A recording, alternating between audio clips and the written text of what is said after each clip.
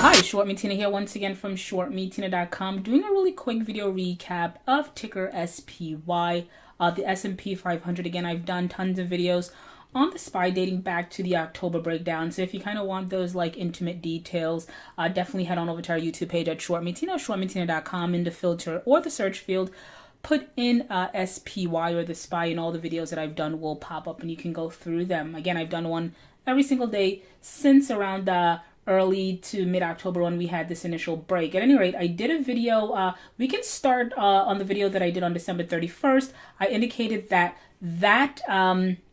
we went as low as 234. The following day, I was expecting, which is December 26th, I was expecting the markets to kind of like break slightly below the low, the previous low of 234, but I was expecting a bit of a rally. We went as low as 233.76, and we did rally about north of 5% on the day. Today was a little bit of a roller coaster ride. We were up, we were down. We finally closed the day positive, and I kind of like this because I indicated in the video that I did yesterday that the new floor for me should be 233.76. So for me, the SPY should not break below that. If the bulls can defend that territory, the Santa, quote unquote, Santa rally might have been underway. Granted, it's a day late.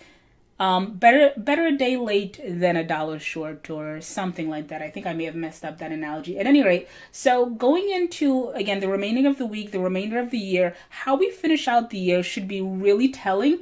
Sitting here at 248, we're about to run into that first sort of I want to say slight resistance of 250, more so major resistance in my opinion, because it was support that held for a long time. You can call it like a pivot spot, would be that 260 level. So I'm going to be watching that as a hawk. I do believe we can get to 250 resistance. Let's see if the bulls can just kind of like charge through that level, like cut through it like a knife, the same way the bears kind of like penetrated that level.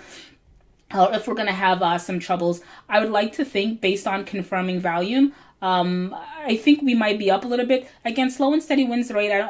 Slow and steady wins the race. I don't want, the SPY to pop 5, 6, 7, 8%, in 2 to 3 days. If we pull back a little bit tomorrow and then, revisit 248, I want to kind of sort of like do that stair step or walk up gradually. That way I know that the rally might be here to stay versus like these really violent moves to the upside.